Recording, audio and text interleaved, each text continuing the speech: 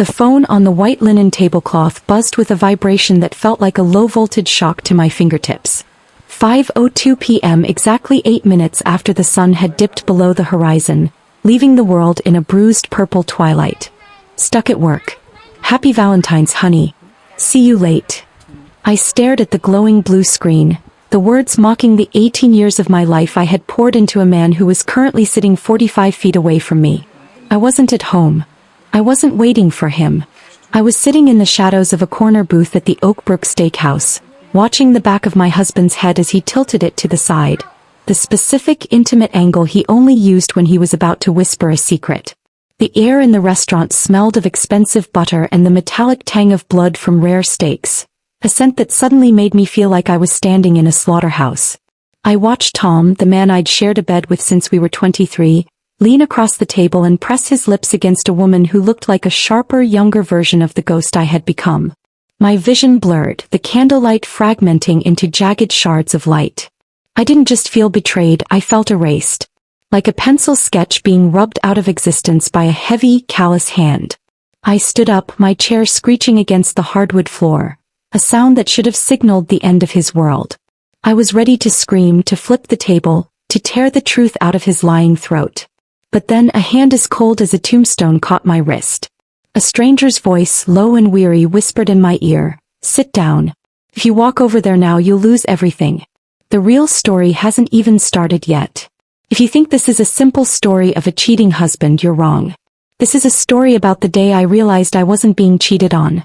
I was being hunted. And if you stop listening now, you'll never see the trap coming for you." 18 years. That's 6,570 days of shared coffee, mortgage payments, and the slow rhythmic breathing of a partner in the dark. Tom and I were the solid couple.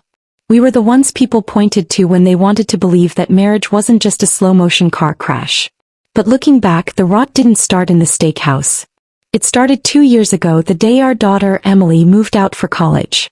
The house didn't just become quiet, it became a vacuum. Tom started working late. He started carrying his phone into the bathroom. He started looking at me not as a wife, but as a complicated piece of machinery he no longer knew how to operate. I had spent months gaslighting myself, telling my reflection that I was just projecting my own insecurities. But that Valentine's Day text was the final dissonant note in a long, failing symphony.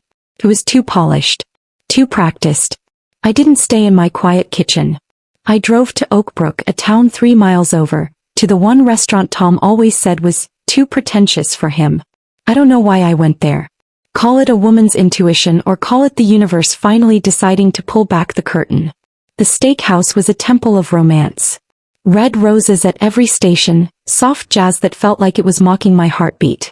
When I saw him in that corner booth, I felt a physical pain in my chest, like a rib had snapped and was piercing my lung. The woman across from him was beautiful in a way that felt manufactured. Perfect hair, expensive jewelry, and a smile that looked like it had been bought at a high-end law firm. When they kissed, the world stopped spinning. I felt the heat rise in my neck, the kind of rage that makes you capable of things you never thought possible. I was halfway out of my seat when the stranger stopped me. "His name is Tom, isn't it?" the man whispered. He looked to be in his 60s, his eyes carrying the kind of heavy, exhausted wisdom you only get from surviving a wreck. "How do you know that?" I hissed, trying to pull my arm back. "Because the woman he's kissing is my wife, Elena," he said. He didn't sound angry. He sounded hollow. "My name is Robert Hale. And if you go over there now, they'll just call security and tell everyone you're having a mental breakdown. They've already prepared the paperwork to prove it." I sat back down, my legs suddenly turning to water. "Paperwork? What are you talking about?" Robert took a slow sip of a bourbon that looked as dark as his mood. "They aren't just having an affair, Mrs. Vance.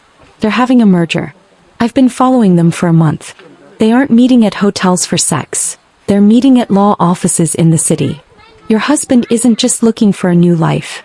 He's looking for yours." I looked back at the booth. They weren't kissing anymore. Tom had pulled a thick manila envelope from his briefcase, sliding it across the table like it was a weapon. The woman, Elena, opened it, her eyes scanning the pages with a cold, professional intensity. This wasn't romance. This was a tactical briefing. "Tom told me I've been forgetful lately," I whispered, the realization hitting me like a physical blow. He's been moving my keys. He's been telling our friends I'm struggling with early onset symptoms. He's been setting the stage. Robert nodded. He wants your inheritance from your father's estate. And Elena wants my firm's client list. They're planning a clean exit where we end up in assisted living facilities or psychiatric wards, and they end up with the keys to the kingdom. I didn't confront him that night. I walked out of the restaurant before they saw me, my breath hitching in the freezing February air. When Tom came home 2 hours later, he was a masterclass in deception. He walked in carrying a bag from a CVS pharmacy, looking exhausted from his long day at the office. "Sorry I was late, honey," he said, handing me a cheap $5 card and a box of drugstore chocolates. "Work is it's killing me." I looked at him, really looked at him, and I didn't see my husband. I saw a predator wearing a familiar face. I smiled, a cold, empty thing, and thanked him. I ate one of those chocolates. It tasted like wax and betrayal. The next morning the game began. I didn't go to work. I waited for the sound of his car leaving the driveway, and then I became a ghost in my own home. I went to our shared office. I didn't look for love letters. I looked for ledgers. I found a credit card hidden in the lining of an old laptop bag.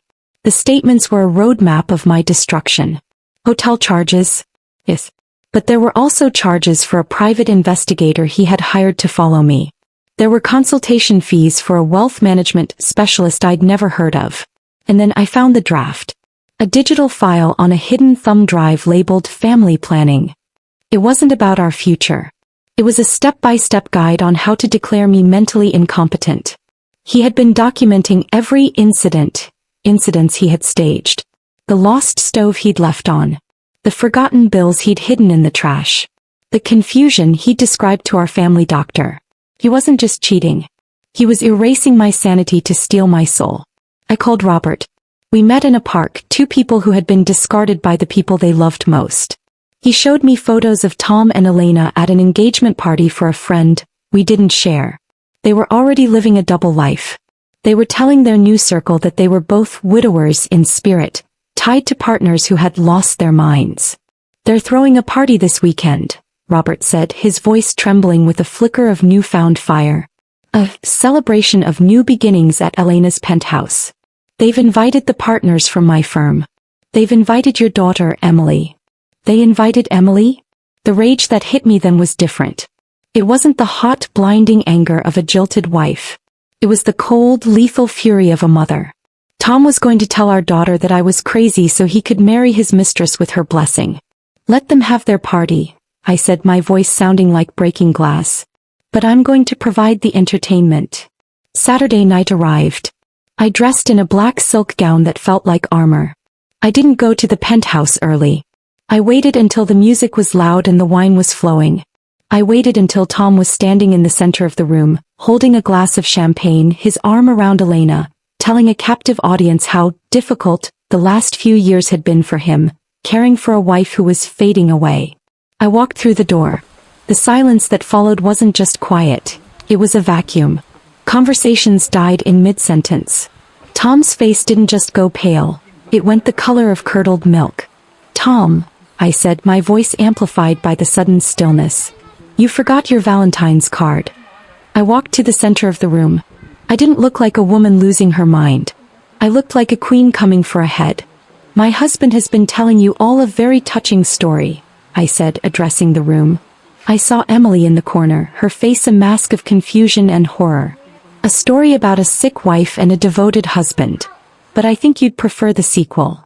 I reached into my clutch and pulled out a stack of high-resolution photos. The photos Robert's investigator had taken.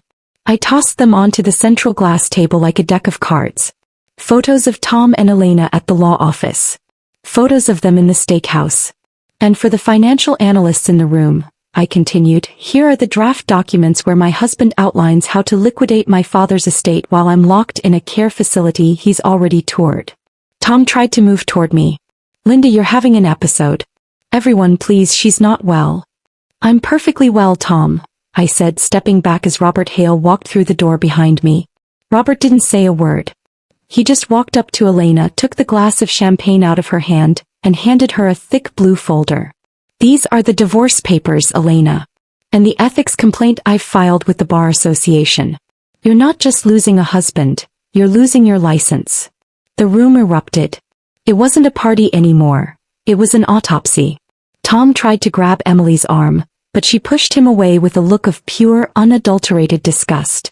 She walked over to me, her eyes red, and took my hand. "I'm sorry, Mom," she whispered. I almost believed him.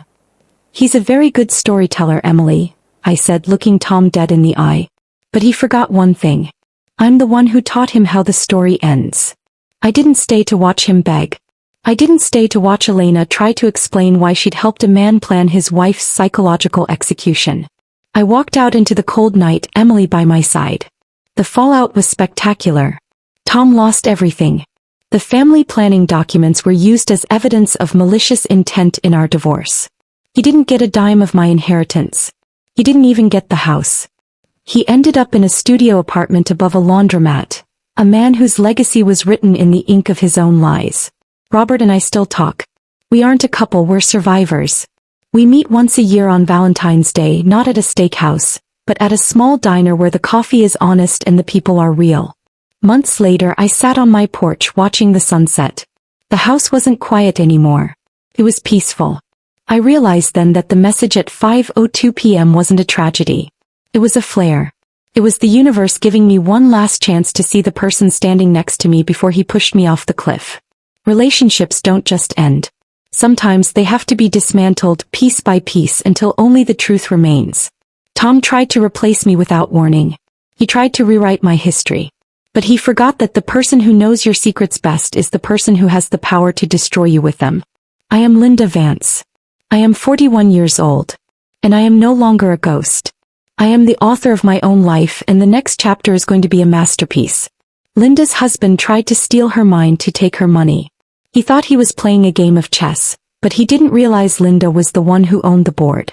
If you believe that the truth is the most lethal weapon in the world, and you're glad that Linda and Robert took their lives back, then you belong here. Smash that like button right now to stand with Linda, and hit subscribe to join our community of survivors and storytellers. We don't just watch the drama, we learn from it. Don't let your own story be written by someone else. Tap the bell icon and I'll see you in the next one. Tell me in the comments, have you ever felt like someone was gaslighting you, and how did you find your way back to the truth? Let's talk.